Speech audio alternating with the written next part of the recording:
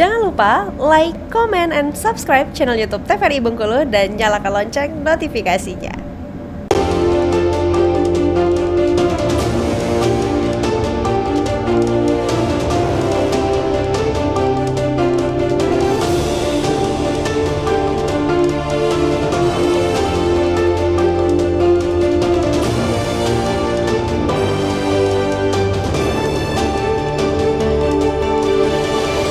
Terima kasih pemirsa TVRI Bengkulu, Anda kembali menyaksikan Berendo masih bersama saya Friko Zuhri dan tentunya membahas tema kali ini terkait dengan pencegahan dan penanganan tindak kekerasan di lingkungan sekolah dan bersama dengan Bu Susi dan juga Pak Denny Apriansyah.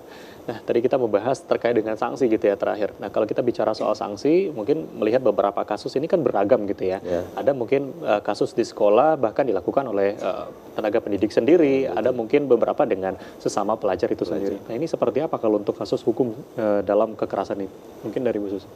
Kalau di Permendikbud itu dia sebenarnya kalau untuk sanksi lebih ke sanksi administratif. Edukatif dia. Ya, sanksi administratif untuk pelaku. Kalau pelakunya adalah misalnya guru atau warga Warga guru sekolah. Atau tendiknya Ya, pendidikannya gitu. Tapi kalau untuk peserta didik itu biasanya sanksinya lebih kepada sebenarnya sanksi-sanksi positif dan rehabilitatif sebenarnya. Gitu. Karena tapi dia tergantung kasusnya juga ya. Jadi kalau misalnya kasusnya sudah kasus pidana, penyelesaiannya kan beda ya. Dan di sekolah jelas punya kategori juga. Misalnya kalau dia sudah melanggar kasus pidana, biasanya pelanggaran berat ya Pak. Pelanggaran berat itu baru dia bisa dikeluarkan. Kalau misalnya dia melakukan pembunuhan atau sudah pidana dan pelanggaran berat, itu bisa ke sana sanksi administratifnya. Kalau sanksi yang lain kan itu di penegakan hukum kan.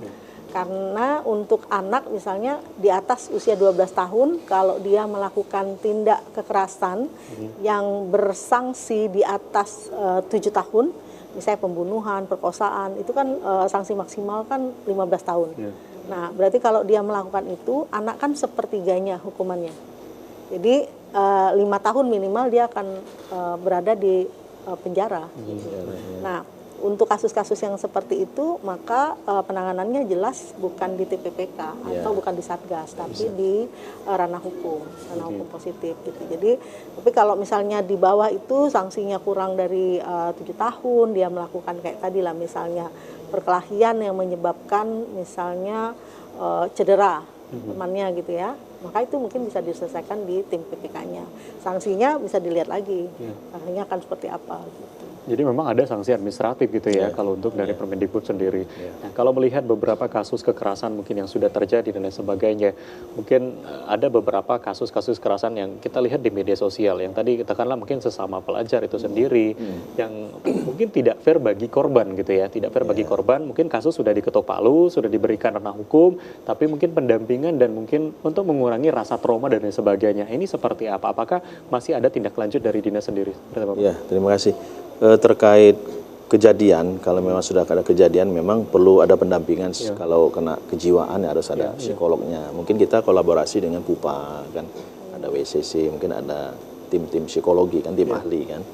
Kalau bila perlu dokter, kita minta dokter psikiater gitu kan. Dan itu disediakan Bu, ini Pak, kita di dinas provinsi itu ada. Boleh kita bersurat nanti kita minta, bisa. Oh, jadi memang sudah ada pendampingan yang dilakukan. Ya, kalau sepanjang itu dibutuhkan kan. Dari PUPA sendiri mungkin sepanjang perjalanan memang dari tahun 2012 gitu ya Bu, sudah bergerak di dunia, maksudnya itu untuk menangani kasus-kasus kekerasan yang terjadi saat ini. Itu pendampingan yang diberikan seperti apa? Salah satunya untuk mengurangi rasa trauma gitu ya dari korban sendiri. Nah, kalau konsep penanganan terutama pada anak itu sebenarnya pemulihan itu diberikan sejak awal. Jadi mulai dari dia melapor sebenarnya proses pemulihan itu sudah harus dilakukan. Jadi misalnya anak disadarkan bahwa itu bukan kesalahan dia gitu. Supaya memupuk rasa percaya dirinya gitu kan. Karena kalau pemulihan itu kan konteksnya adalah mengembalikan kondisi sebelum terjadi kejadian itu. Jadi anak tuh bisa pulih dalam artian bahwa dia bisa beraktivitas sebelum dia mengalami peristiwa-peristiwa tersebut. Nah, untuk sampai ke titik itu, maka kan proses penanganannya atau pemulihannya kan harus mulai dari ketika dia melapor sampai proses terminasi, proses itu selesai. Gitu. Nah, pemulihan ini tidak hanya oleh keluarga, tapi juga oleh sekolah. Jadi bagaimana misalnya anak ini bisa diterima lagi oleh teman-temannya atau teman-temannya bisa menerima dia. Jadi iklim sekolah itu dipulihkan ketika satu peristiwa itu terjadi gitu. Jadi tim PPK itu jadi punya fungsi tidak hanya memulihkan si anak sebenarnya, tapi memulihkan kondisi yang ada di sekolah. Jadi anak-anak yang lain pun tetap merasa nyaman gitu untuk bersekolah, untuk berinteraksi dengan korban pun begitu gitu. Nah, yang memang jadi catatan tuh seringkali kalau ada kasus sekolah itu kayak kebakaran jenggot gitu loh. Aduh, kami malu nih anak kami kok jadi korban. Nah, itu perspektif itu yang menurut saya harus digeser. Betul. Jadi bahwa peristiwa kekerasan itu bukan aib gitu. Tapi ini ada sesuatu yang mungkin harus kita benahi gitu. Jadi sekolah yang baik adalah sekolah yang mampu membenahi. Jadi harus digeser kan. Dan harapan saya sebenarnya tuh sekolah-sekolah tuh sekarang punya pemikiran kayak gitu. Pokoknya kalau ada korban, ada kasus apapun, mereka harus selesaikan. Bukan berusaha untuk menutupi gitu ya. Bukan menutupi gitu. Kalau menutupi kan pokoknya itu paradigma lama lah gitu, bahwa ini sekolah kok jadi buruk. Mereka kan takut gitu kan, sekolah jadi buruk, nanti orang yang daftar ke sekolah kita nggak ada karena kasus begini gitu. Nah, itu menurut saya yang perlu kita geser gitu. Iya, kalau kita melihat mungkin kondisi sekarang gitu ya, mungkin tadi disampaikan bahwa untuk kasus penanganan sendiri sudah dilakukan sejak para korban ini melapor gitu ya. Tapi nyatanya kalau kita melihat di lingkungan sekarang mungkin banyak korban ini justru tidak berani untuk melapor dengan rasa malu dan lain sebagainya. Nah, dengan dibentuknya mungkin satuan khusus di sekolah dan sebagainya, apakah mereka sendiri yang langsung menyasar gitu ya? Karena mungkin ada rasa ketakutan dari mungkin korban itu sendiri, seperti apa mungkin dari Pak? Iya, memang kadang kalau kejadian kan ya rasa ketakutan itu pasti Pak. Ya namanya anak-anak itu kan lebih cenderung protektif, lebih takut, dia nggak mau cerita kan.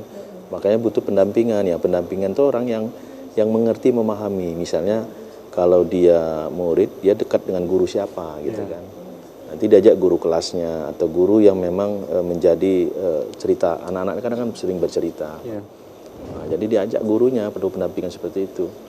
Dan kalau memang ada keluarga terdekat yang memang dekat atau kakaknya, misalnya ibunya, itu boleh Pak. Dan ada strategi-strategi kan, tidak harus itu kan. Ya, jadi memang ada strategi. Biar anak itu bercerita, Pak begini Pak, oh begini. Dan memang untuk penanganan korban anak itu nggak bisa kita rongrong, ditanyain si A, si B, si C nggak boleh, kan ada mekanismenya Bu ya. Nah, artinya mungkin orang-orang tertentu saja menanyakan dan petugas khusus lah. Jangan nanti setiap ketemu ditanya. Jadi akhirnya makin membuat anak itu rasa tertekan takut. Dan tertekan. Terdiskriminasi. Betul, gitu ya. Secara psikologinya tertekan dia. Oke, baik, kita akan break terlebih dahulu dan kita lanjutkan kembali. Ya pemirsa, jangan kemana-mana, kami akan kembali tetap di Berendo.